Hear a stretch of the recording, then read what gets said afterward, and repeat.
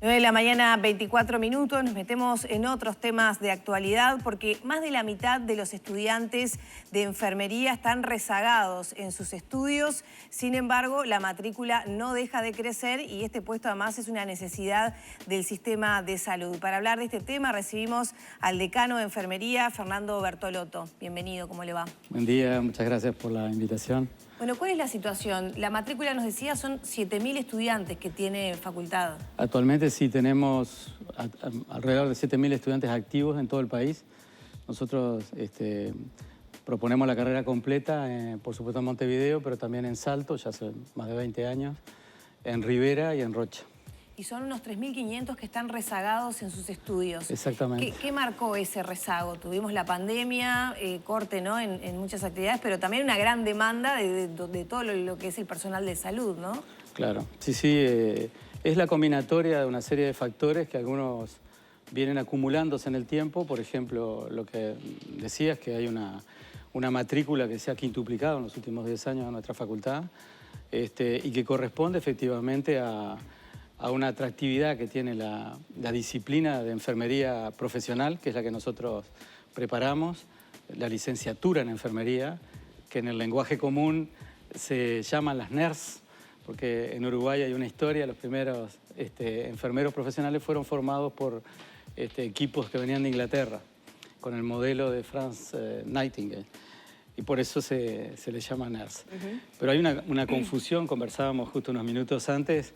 Uno piensa en la facultad de enfermería, se va hacia el lado de los auxiliares de enfermería, pero claro, en realidad son los licenciados que terminan siendo claro, los es una NERS. disciplina universitaria, una carrera que dura 4 años y medio, cuando el auxiliar de enfermería es una categoría no profesional muy importante en el sistema y complementaria de lo que hace el licenciado en enfermería, pero que no lo suplanta.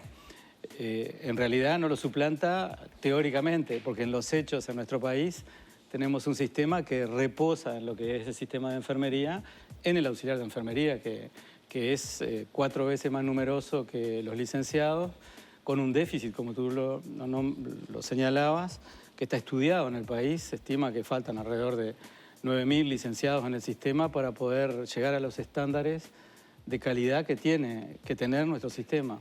Nuestro sistema de salud tiene una virtud muy grande, muy difícil de obtener, que fue la que se logró con la reforma del sistema de salud, que es de resolver el tema de la accesibilidad a los servicios.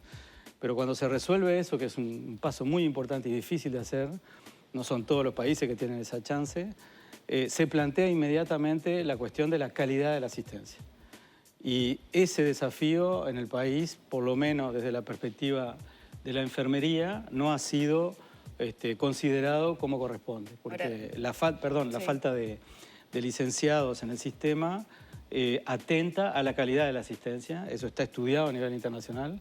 Cuando no tenemos licenciados en el lugar que corresponde, en las condiciones que corresponde, bueno, la calidad asistencial baja, los costos aumentan, y no solamente económicos, también epidemiológicos, de mortalidad. Eso está estudiado. Es que venía por ese lado la pregunta, en realidad.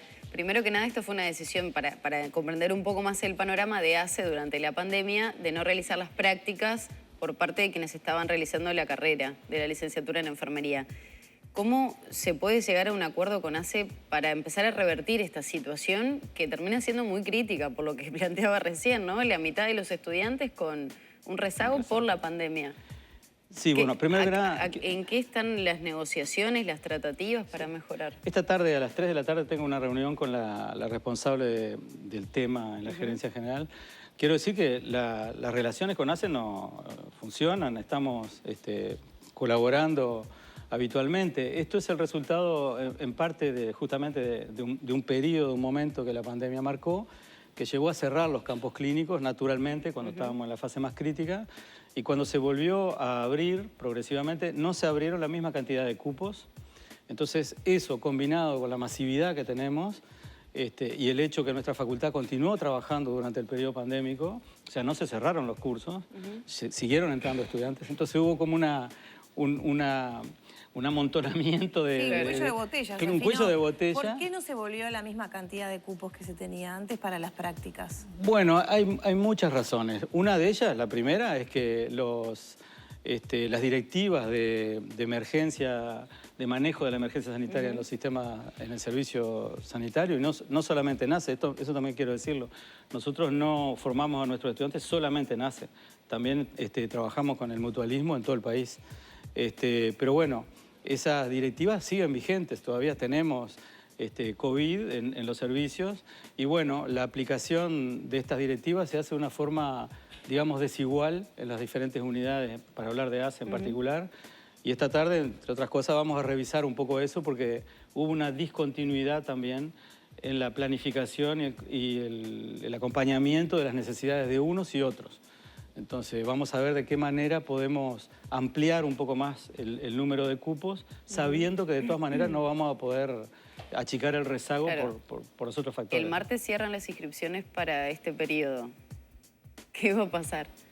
No, ¿Va a haber un cupo limitado? No, nuestra facultad debatió largamente este tema en el Consejo y terminó el Consejo votando seguir la política de la Universidad de la República, que es de un acceso irrestricto, libre, en todo el país, a estudiantes que tengan el bachillerato completado, y así lo estamos haciendo. De mis últimas informaciones, creo que vamos a tener una matrícula comparable a la del año anterior, unos 1.300 a 1.500 probablemente nuevos ingresos. Que se suman a los 7.000. ¿No? Se sumarían a los 7.000, sí, la mayoría es una carrera muy femenina, sí. Ahora, ¿cómo se piensa que se puede hacer frente? Más allá de las reuniones que va a haber próximamente con ACE, ¿se puede buscar una solución a mediano o corto plazo para justamente poder terminar de formar a estos futuros licenciados, que hay una faltante de 9.000? Bueno, ahí estamos hablando de dos cosas, ¿no? Una cosa es el proceso de formación del recurso humano, y acá con los problemas que estamos teniendo, nosotros estamos haciendo magia a veces para poder asumir la responsabilidad. Todo el equipo, tanto docente como no docente de nuestra facultad, está comprometido con esto, y hemos hecho muchas cosas. En particular la pandemia también nos llevó a innovar en las técnicas educativas, en particular con la simulación, por ejemplo, que nos ha ayudado mucho. Queremos ampliar los campos clínicos, como decimos, pero otro cuello de botella que tiene la universidad es su presupuesto. Nosotros vemos, como decía, quintuplicó la matrícula, pero nuestro presupuesto sigue igual. Somos de los servicios que menos ha modificado su presupuesto. Tenemos siempre el mismo plantel docente, es imposible. Mejoraron todo el tema de edilicio, ¿no? El tema de edilicio ha mejorado sensiblemente, sí, eso sí. Eso sí.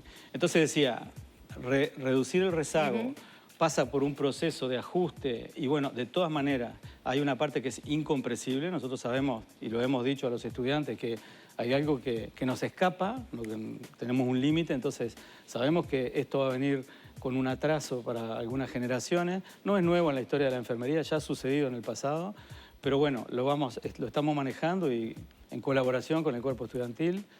Y luego la otra cosa son los 9.000 que están faltando en el sistema, que ese es un problema de política pública. Eso es una decisión política. ¿Cómo se condice esta realidad de rezago, de dificultades, de no acompañamiento presupuestal a la realidad de la demanda de la carrera? Sin embargo, uno ve que mucha gente estudia enfermería, mejor dicho, auxiliar de enfermería, y que es una buena salida laboral relativamente rápida y profesional para poder desempeñarse. Sí, yo creo que ahí tenemos un problema cultural y educativo en cuanto a lo que se entiende respecto a esta problemática, ¿verdad? Entender el campo de la salud simplemente, entre comillas, como un espacio de desarrollo económico y de empleo es muy insuficiente para contemplar la importancia del tema. Porque el campo de la salud no es un mercado en el cual compramos y vendemos cosas. Se trata de la gente, de la salud de la gente. Y si nosotros lo encaramos en esos términos, nos olvidamos de la calidad, que es lo que necesitamos para poder atender a esas necesidades. Lo que nosotros hacemos es ocuparnos de la gente muchas veces en situación de vulnerabilidad, insuficientemente en situación de salud para preservarlo. Tenemos un sistema que está focalizado en la enfermedad en la reparación. Eso es costosísimo y no responde, creo yo, ni a los intereses de cada uno de nosotros, ni tampoco a los intereses de una política pública de salud digna de ese nombre.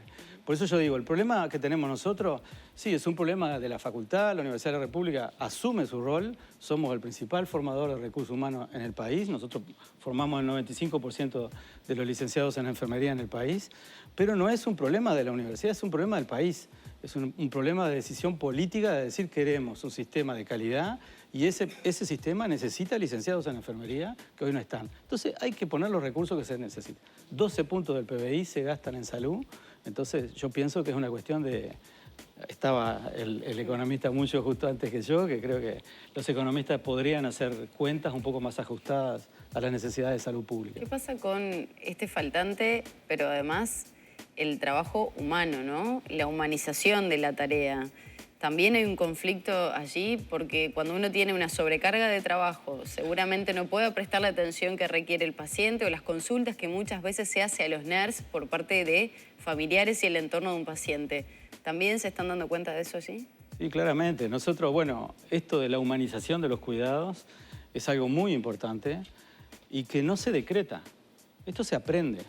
Tampoco es una vocación que viene del cielo. Bueno, no. Medicina empezó con un trabajo de humanización. Claro, pero es casi una paradoja, ¿no? De decir que tenemos que humanizar una tarea como la que es de cuidar y sanar a las personas. Siempre me hizo ruido la palabra humanizar. Claro, es medio raro, punto, ¿verdad? ¿no? Es medio raro porque es una especie de que va de suyo.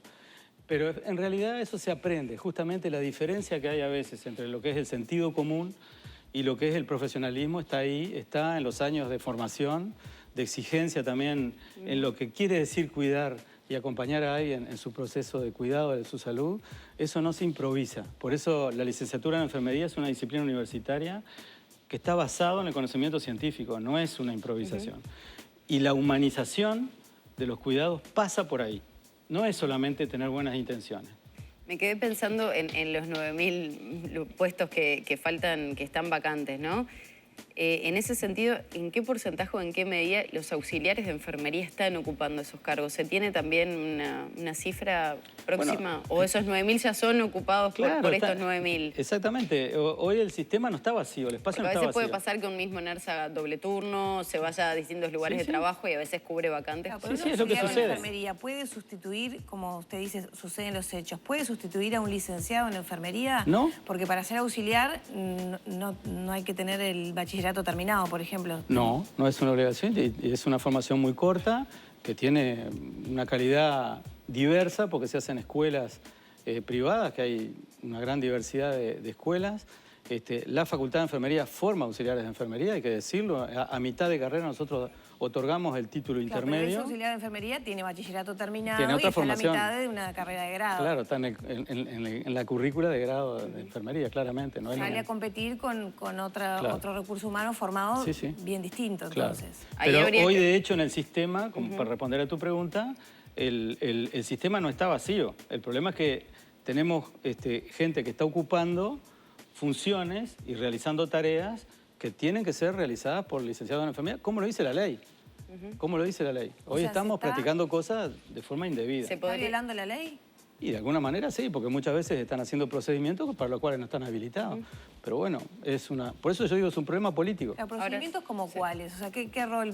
Creo que para que la gente sepa, ¿no? ¿Qué rol cumple el licenciado en enfermería? Está el médico, está el licenciado en enfermería. Capaz que uno lo pudo experimentar si alguna vez le tocó estar internado o algo, ¿no? Pero, ¿cuáles son las diferencias de los roles? Bueno, todo lo que es procedimiento invasivo, por ejemplo, está codificado. Eso requiere conocimientos, prácticas y responsabilidad. Colocar una vía. Claro.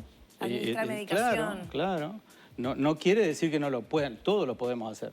Pero legalmente y dentro del marco reglamentario que existe, bueno, no corresponde siempre lo que hacen, seguramente. Incluso procedimientos muy sofisticados, que no es que lo hagan mal, ese no es el problema. Lo hacen muchas veces sin el fundamento de formación que corresponde a lo que están haciendo y por otro lado están fuera de un marco legal que los pone en una situación de gran riesgo. Ellos mismos lo han denunciado muchas veces y bueno, hemos visto desgraciadamente cuando sucede algo que esas cosas son posibles, que no son raras. Ahora, en el sistema sucede muy frecuentemente este tipo de cosas. ¿Se puede, Fernando, pensar en una modificación en la ley para que no se permita, o por lo menos pensando en las formaciones por fuera de la facultad de enfermería, que no se puedan brindar sin determinadas exigencias, como por ejemplo culminar el bachillerato? Digo, pensando en programas, ¿no? Sí. Bueno, eso es una opción, ¿verdad? Lo que pasa es que ahí tenemos que definir qué es lo que queremos. En programa de estudio. Yo creo que el auxiliar de enfermería tiene un lugar en el sistema y debería seguir teniéndolo, y eso está bien. Creo que lo que está faltando es que el licenciado esté en el lugar que corresponde y que la ley, la reglamentación que ya existe, se aplique. Ese es el problema que tenemos. Tenemos una cantidad de leyes y de reglas y no las aplicamos. Es un gran problema en nuestro país. Y en el campo de la salud es terrible. ¿Se han encontrado con problemas grandes, como por ejemplo los que señalaba recién, de incumplimiento de la ley y después las consecuencias en los pacientes? Bueno, sí, yo creo que sí. No está siempre limitado al título que puede tener la persona o no puede. Va mucho también en el perfil de cada uno, ¿verdad? Cómo actúa. Pero bueno, sí, frecuentemente. Basta con sentarse en una sala de espera y empezar a escuchar un poco lo que pasa o observar cómo se practican las cosas y vemos que necesitamos un poco más de rigor en la aplicación de los procedimientos, de los procesos que están pautados en salud. Es algo que está muy codificado. ¿La faltante es igual en el sector público y privado? Sí, eso es un problema nacional. Hay a veces prestadores de salud que son más preocupados por esto, pero bueno, es un problema estructural, ¿verdad? Bertolotto, ya tenemos que ir cerrando. Para terminar con el tema, en el corto plazo, entonces, ¿qué medidas se piensan tomar? Hoy va a haber una reunión importante para retomar los cupos de prácticas y ahí acelerar un poco este cuello de botella. En el corto plazo, entonces, ¿qué se va a aplicar para, bueno, mejorar esta situación de que casi la mitad están rezagados, ¿no? Bueno, es eso, seguir trabajando como lo venimos haciendo, ¿verdad? Para tratar de ampliar los campos clínicos donde nosotros ya estamos, que ese es un problema. Porque el otro problema es que cuando nosotros multiplicamos los campos clínicos, vamos más allá de los que ya tenemos, que son muchos, son más de 100 y pico en todo el país. ¿Campos clínicos qué significa? Campos clínicos son los lugares donde va el estudiante a aprender, perdón. Los servicios donde van y donde aprenden. Pero un estudiante no puede ir a cualquier lado y en cualquier condición. Cuando va un estudiante a algún lado, tiene que ir encuadrado por un docente y una relación docente-estudiante que también tiene una condición. Nosotros tenemos una referencia de entre 10 y 12 estudiantes por docente asistencial, que le llamamos, que son los que van al campo clínico. Bueno, actualmente en Montevideo, por ejemplo, esa relación va hasta 30. Es muy difícil manejar eso. Y más aún cuando están en la práctica en un servicio que está funcionando, ¿verdad? Por otro lado, hay un elemento que no lo mencionamos siempre, pero que está muy, muy presente en nuestras dificultades docentes, es el perfil del estudiante. El perfil del estudiante ha cambiado mucho también en estos últimos años. Es un estudiante que tiene un perfil mucho más complejo para poder ir adoptando las enseñanzas, los aprendizajes que nosotros le tenemos que mandar. Y eso exige una relación mucho más personalizada, exige más tiempo. Entonces, cuando nosotros nos enfrentamos a eso o queremos multiplicar los campos clínicos, queremos hacer más, necesitamos más horas docentes. Y ahí tenemos el problema del presupuesto. Bueno, muchas gracias. Seguiremos de cerca esta situación. 9 de la mañana, 42 minutos. Cerramos por aquí la entrevista con el decano de enfermería, Fernando Bertolotto. Tenemos que ir con más... tenemos que ir a la pausa, me mareé. Vamos a la pausa, enseguida volvemos con más Arriba Gente.